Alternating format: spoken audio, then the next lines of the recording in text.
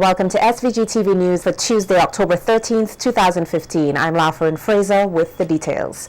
President of the St. Vincent and the Grenadines Teachers Union, or the SVG-TU, Oswald Robinson, has described today's strike action as a success with the support of some 40% of teachers island-wide. The Teachers Union, along with the Public Service Union, held the joint industrial action today as they continue to press the government to make a compensation payment of 1 month tax-free salary in lieu of a salary increase over a 4-year period. Robinson told SVG-TV News that today's action demonstrates to the government that they have clout and will not be pushed around.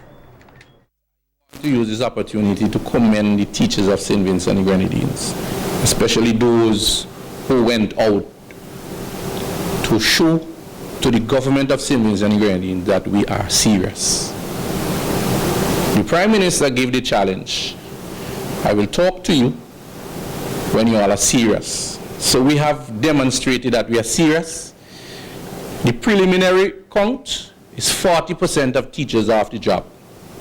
And even those who went to work sat there, did nothing. Our research showed that there were principals who had to go to man schools because we prevented the Ministry of Education from holding a principals meeting today. Yes, they had to go back to work. And we know all the intimidation. But I just want to remind our members that this union has a record of defending the fundamental rights and freedom of our membership.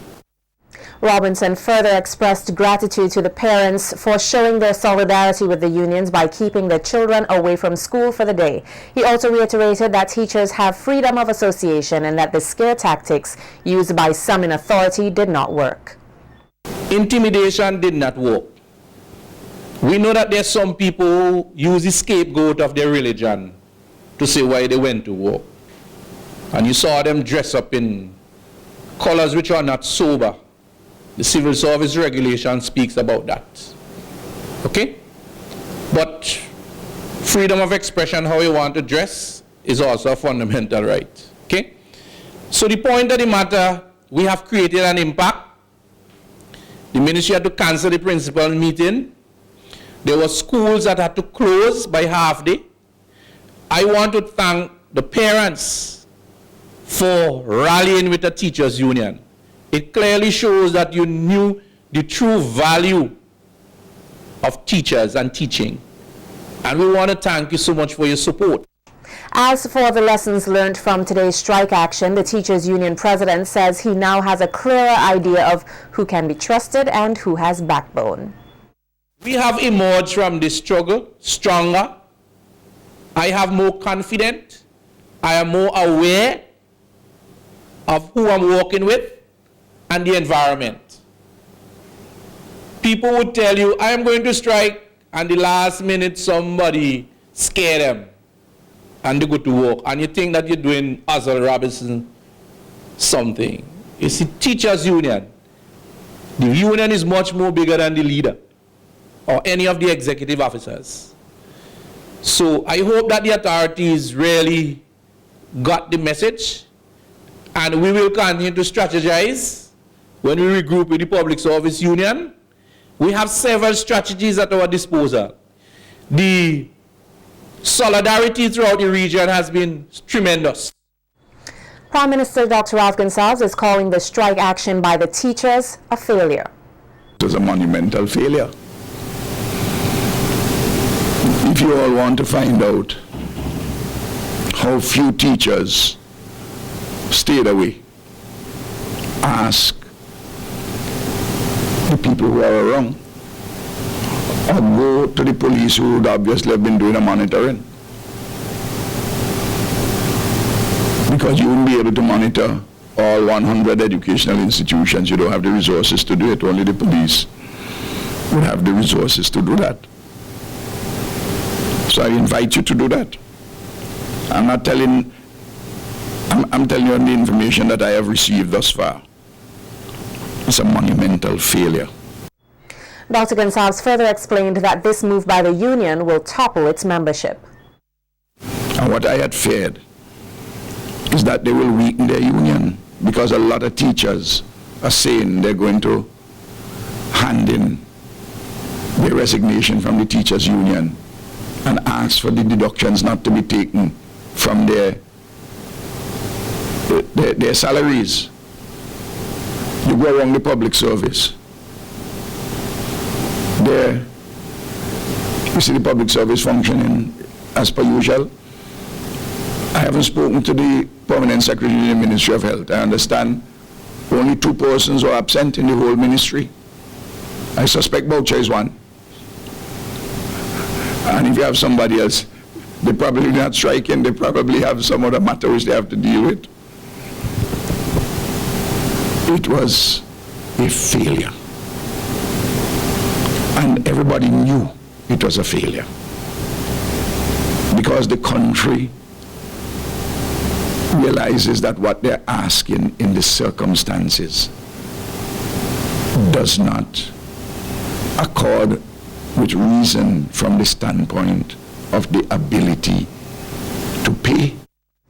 According to research from the Teachers Union as well as an investigation conducted by our own news team, the Beckway Anglican High School was one of the schools most affected by today's strike action, with 9 out of 14 teachers absent from the school.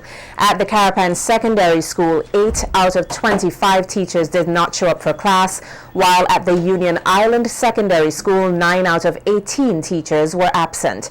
In the primary schools, the Kingstown Anglican had 12 out of the 32 teachers who did not report to work, and at the Stony Grounds Primary, 9 from the 25 teachers were also absent.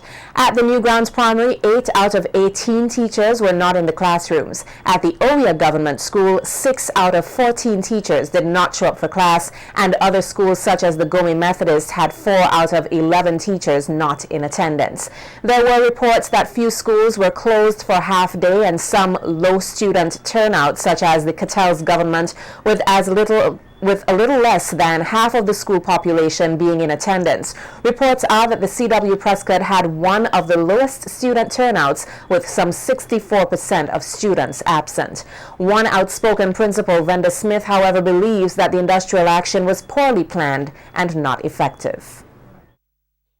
Today is a very good day at school. There are no disruptions. The students are present, a few absent, but today, out of the 26 teachers, we have 24, only 2 have not reported for duty.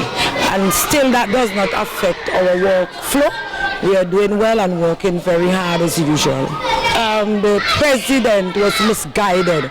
You cannot call a strike and you not have any build up to the strike. There's no momentum. There's no meeting with with your membership.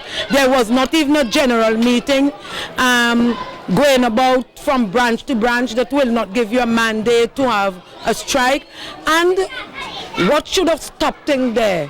Because some of the executive members are not in favor of the strike. So from that point of view, he should have gone back to the membership and explain all of that to the members and get some guidance as to how to go about it. Prime Minister Dr. Ralph Gonsalves is stating that the allegations by the leader of the Green Party, Ivan O'Neill, that he received a salary increase is false. In an interview with SVG-TV, Dr. Gonsalves says that these increases amounted to emoluments owed to them, which were broken into segments. Reading a statement by the Director of Audits, Maurice Edwards, Dr. Gonsalves says that he wants people to do their research before following a story. The policy for some time now is for parliamentarians to be awarded the identical salary increase granted to public servants. Public servants were awarded the following increase for the period 2009 to 2011. 3% in 2009, 5% in 2010, and 3% in 2011.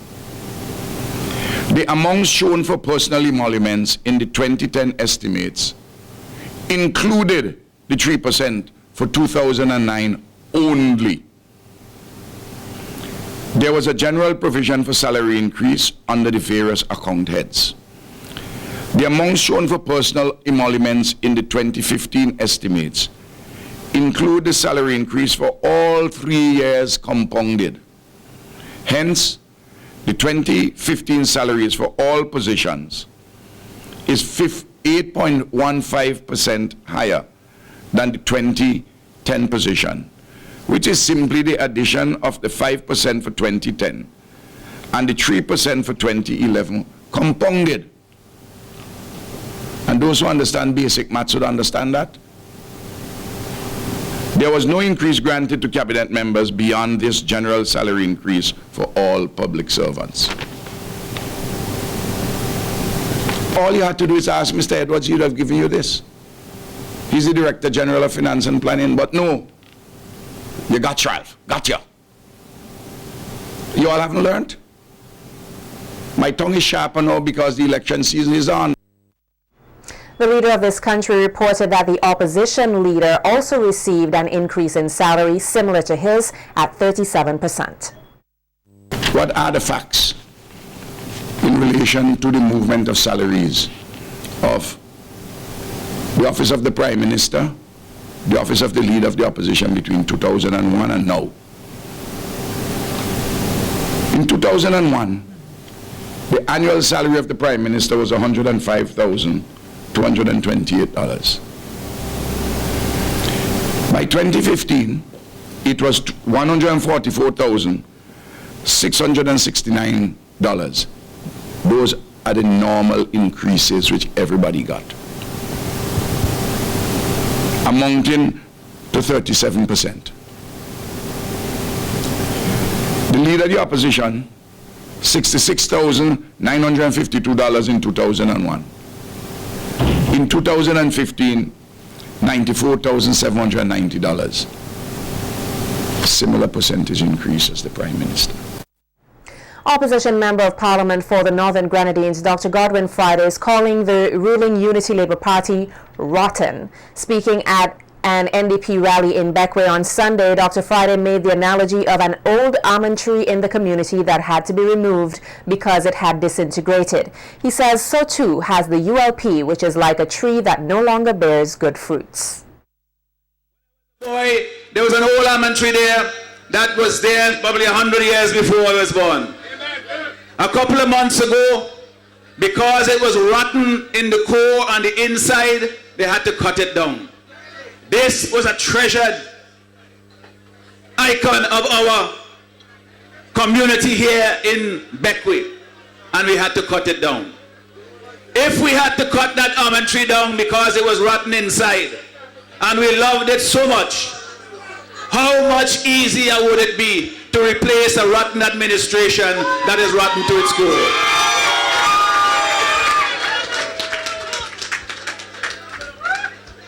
And you look around and you see all the beautiful things here, the plants that are growing, the small almond tree that is growing. That is also a sign of the future of hope in St. Vincent and the Grenadines. Dr. Friday says under an NDP government, SVG will flourish and warned persons not to become charmed by sweet talks of love, which he says the ULP doesn't genuinely show to all Vincentians. Don't let them fool you with that slogan. Lumber is not going to put food in your bellies. The people of this country deserve better.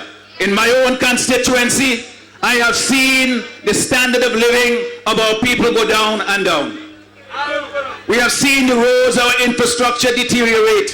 From Point Hill, people hear me talk about it on the radio, it's all the way down this side by Fort Hamilton. The road is in terrible condition. Where I live up in Mount Pleasant, it is so dangerous that it's very difficult for trucks to pass there with loads. You go up and down the length and breadth of this place and you see the level of dereliction, the level of neglect that we have received in this administration. And on Sunday evening at a meeting in Vermont, the ruling Unity Labour Party candidate for the South Leeward constituency, lawyer Jomo Thomas, told party supporters to hold fast to the current administration, which is working to deliver all that it has set out to do. And you may think, brothers and sisters, that we are not doing the things that we need to do as fast as we want to do them. The truth of the matter, brothers and sisters, is that we must never forget that St. Vincent is a poor, developing country. We must never forget that we don't have all the resources that we want to have. We must never forget that we don't have the monies that we need to have. In Trinidad, for example, in Trinidad and Tobago, there's an endowment fund of $50 billion. In the United States, when things got difficult, President Obama spent $5 trillion. We don't have that kind of money in St. Vincent and the Grenadines. So we want you to hold strain with us. But know that just as this government promised a bridge between Vermont and Franceway, and just as we delivered that bridge, and we delivered the bridge in hope, we are going to deliver every single thing that we commit to do, and we just want you to hold on. We apologize for the poor quality in audio that you may have experienced. Thomas says in the government's efforts to develop SVG, the leeward side of the country will not be left behind. He also used the opportunity to outline his plans for the area, which include the Camden Park Port, the youth, and the roads. Our suggestion here in Camden, in South Leeward, brothers and sisters, and we are prepared to fight with this, and we are prepared to be persuaded otherwise. But our proposal, brothers and sisters, is that the port in Camden Park be removed and not removed, but that we concentrate in building up the cargo transshipment, and we take that back to the port in Kingstown, in Camden Park, and making that port into the cruise ship port, where we can have a facility where cruise ships can come on, and where we can reconfigure and redesign that road coming up from the Camden Park port. We want to marry idle hands with idle lands. So all of the youth in this constituency will join, and we will do little agricultural production to bring the land to the youth and to bring the youth to the land. We will do a road repair program like nothing ever seen, to ensure that all of the mountain roads are cleared so that our farmers can get clear access to these lands.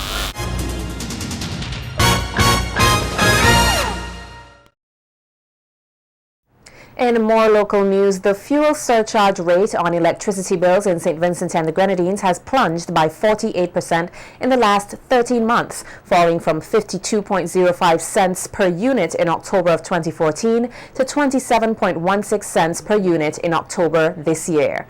The company has released the rate applicable on bills for October, and this figure, 27.16 cents, has declined by 1.86 cents per unit from last month's figure. This is the third time in the past 6 years that the fuel surcharge rate has been in the range of 20+ cents per unit.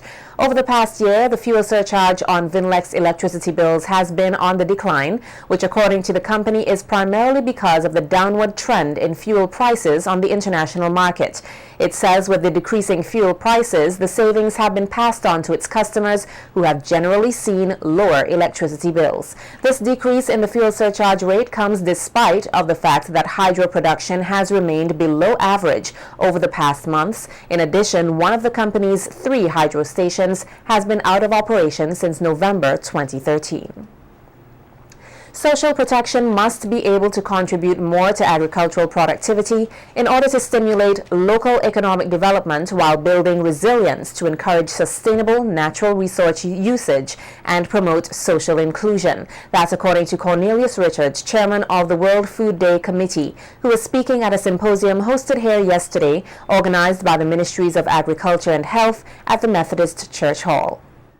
The social protection initiatives are being carefully designed. This is to ensure that the right targets benefit by promoting their economic and social empowerment. Key among these targets are women, children, and the youths, as social protection helps improve nutrition and health outcomes in as much as household income security, allowing young people to stay in school longer and to achieve more academically, and of course other programs of that type to facilitate the development of youths and employment of youths. Our government will continue to work alongside the United Nations under the Food and Agriculture Organization, and we are committed to support all our government departments and partners in addressing the main challenges that incorporating social protection into national strategies and action to fight hunger, and in promoting greater policy coherence and synergies between social protection, food and nutrition security, agriculture development, natural resource management, and rural poverty reduction. Chief Agricultural Officer in the Ministry of Agriculture, Ashley Kane, says the symposium, which is being held under the theme Social Protection and Agriculture, Breaking the Cycle of Rural Poverty, comes at an important time of development in Vincentian history. The Chief Agriculture Officer encouraged those present to stretch their imaginations to a possible future with systems for social protection and agriculture so that a number of solutions can be derived.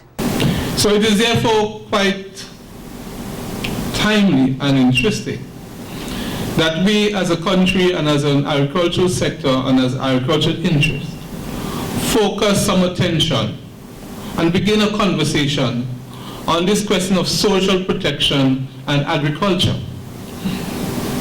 And the theme is linked, the idea is breaking the cycle of rural poverty. As one Calypsonian said, the journey now start. Well, I try sometimes. The journey now start. So where should that journey lead us? How should we prepare for that journey? What are the issues which have to be addressed in breaking the cycle of rural poverty through social protection and agriculture? We have seen the demise of the banana industry. We've seen our attempts to build other livelihood possibilities while building back the banana industry, and so on. And the question of people's livelihood, poverty, how they make their way in the world, is not a trivial matter at all for us. The symposium was held in commemoration of World Food Day, which will be celebrated this year on Friday, October 16th, 2015. Today, this Tuesday, October 13th, is celebrated as International Day for Disaster under the theme Knowledge for Life. To commemorate the occasion, the National Emergency Management Organization will be hosting a series of activities which will run until Friday, October 16, 2015. The activities began today with the handing over of certificates to 5 persons who completed the Pan American Development Foundation Change, Adaptation, or Disaster Risk Reduction training.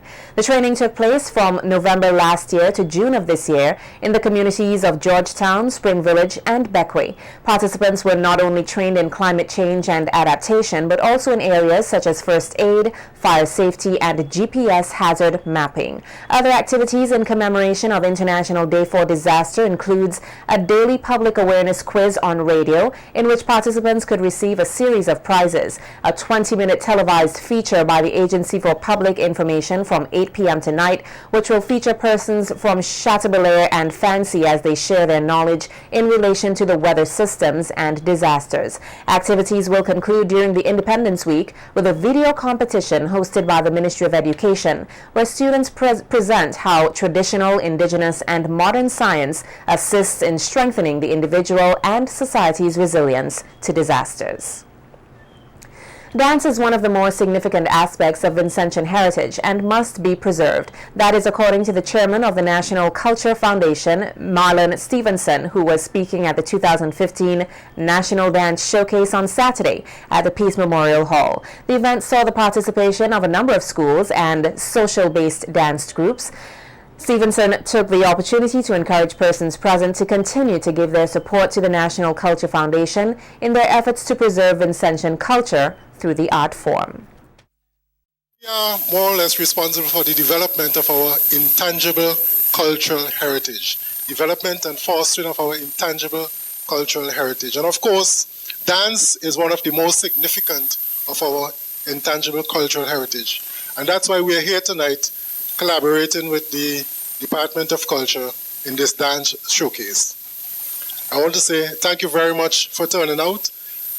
I ask the support of the NCF. We are very low on resources, so we're out there all the time seeking to see how we can find partnerships. We don't have a huge staff, we don't have a lot of funding, but there's a lot of work for us to be done.